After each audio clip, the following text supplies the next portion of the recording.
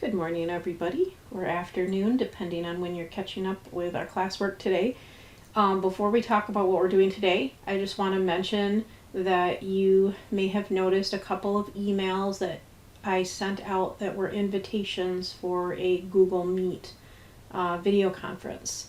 One of those was specifically for our class, and the other one is an optional one that I added you in on. So remember, one of the things about being part of this Amazon Future Engineer program is that we had the ability to have virtual class speakers talk about their careers with Amazon. And when I first applied for it, I was denied because the response was too overwhelming.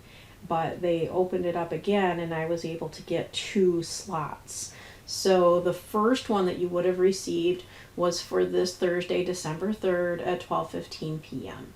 And this one is the one that's for the AP Computer Science A class that I teach, but the guest speaker would love to have you attend as well. So that one is optional for you, but I really would like you to join us if you have time. This is a man named Brian, and he works with the Amazon training and certification team, and he'll talk about his job with Amazon. Okay, so the other one that you would have received was the one that was specifically for our class, although I may add the AP kids too in case they're interested. I think they all have class at that time. But that's for 9 o'clock next Monday, December 7th. So we'll discuss this live tomorrow, but what I'd like to do is maybe choose one of the days next week where we meet live, which would be Tuesday, Wednesday, Thursday. Oh, actually, we're supposed to be back in session, aren't we? So maybe we'll swap Tuesday for Monday and make Monday live and Tuesday asynchronous where you work on your own. We'll figure this out. But the person who's going to speak to our class, her name is Rachel, and she's a software developer on Amazon's sponsored brand video team. So why are we doing this? Well, for one thing, we don't have a lot of computer science jobs in our area, right? So it's kind of cool when you see how people work in the field of computer science and how different their jobs can be. And I have a feeling that Brian, that's going to speak on Thursday, does completely different things than what this woman Rachel does. So just to kind of keep this in mind, if you take a look on the screen, computer science is the fastest growing profession within the STEM field, but only 8% of STEM graduates earn a computer science degree. The average computer science major makes 40% more in lifetime earnings than the average college graduate, and nearly 3 times more than the average high school graduate. So if computer science is something that you're interested in, and making money is something that you're interested in, this might be a field for you guys. And one of the things that people always wonder is, well, what's it like to actually have a job in the computer science field? So that's why we're going to find out by meeting with the 2 different people. So like I said, the one that's this Thursday at 12:15 is optional, but I really would love to have you join. The one for next Monday at 9 a.m., that one is specifically for our class, and then we'll discuss our next week's schedule when I see you live tomorrow. Okay, so let's talk about what you're going to do today in class. So today we're going to move on to 5.6, tempo and pitch.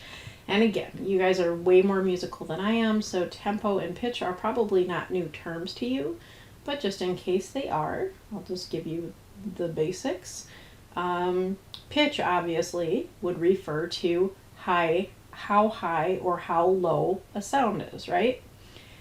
Tempo is the speed of the music. So when we're dealing with tempo of music, we always measure that in BPM, beats per minute. And I feel like we've talked about this before. I don't remember why it would have come up in class with EarSketch. Maybe at the beginning of the year when we first set up an account or something. But back in the day when I used to run, I used to make my playlist specifically based on beats per minute, so that it would help me in my pace of my run. So with tempo, the music that's going to be the higher BPM, the faster speeds, those are going to be like your dubstep type music or electronic music, usually. Okay. Now just because you have like one like genre of music that's usually around a certain beats per minute range doesn't mean it's always going to be that way. Sometimes there'll be some variations. Okay, so a little bit more about pitch. So pitch, again, we know that's like how high or how low a sound is. But when we deal with that, we also talk about key, right?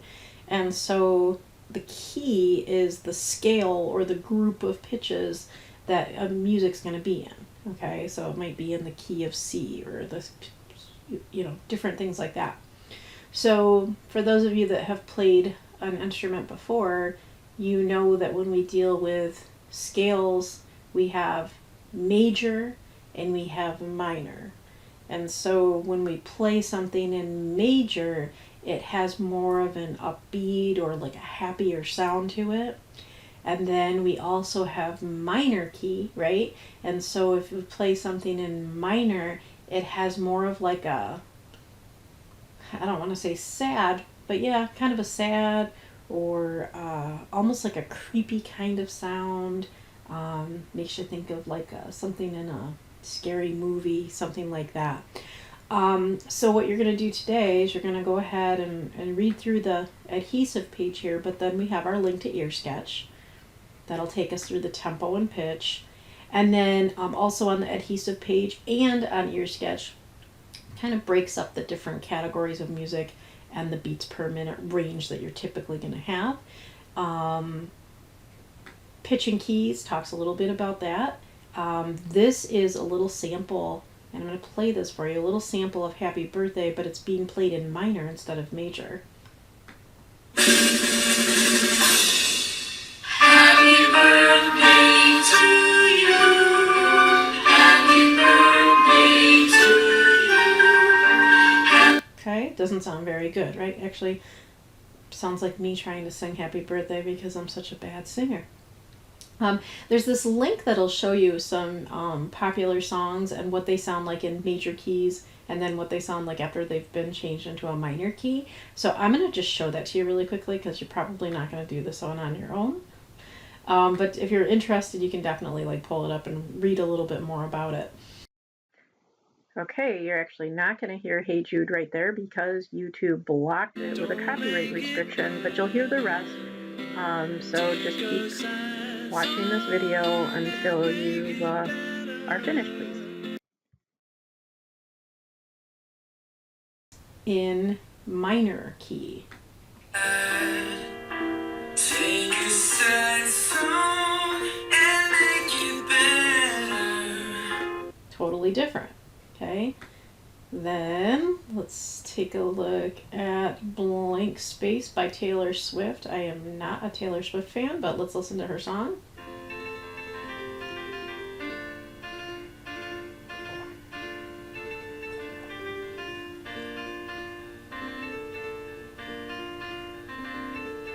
Okay, you know why there's probably no lyrics in here? Because she's so crazy about money and making money that she'd probably sue if someone played her lyrics. Okay, this is the same song in minor.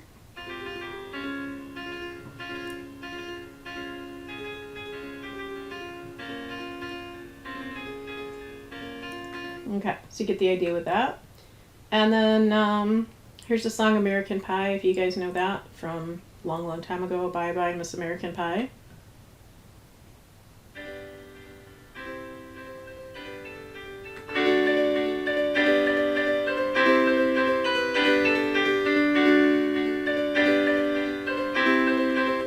Okay, and then this is the song as it's been changed.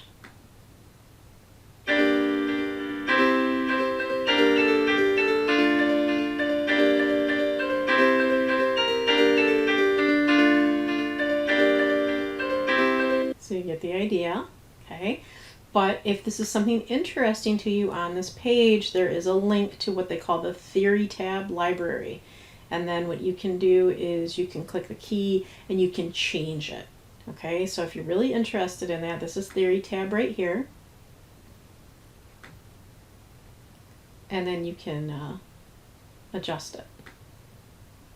Okay, so that's for you if you're interested in it.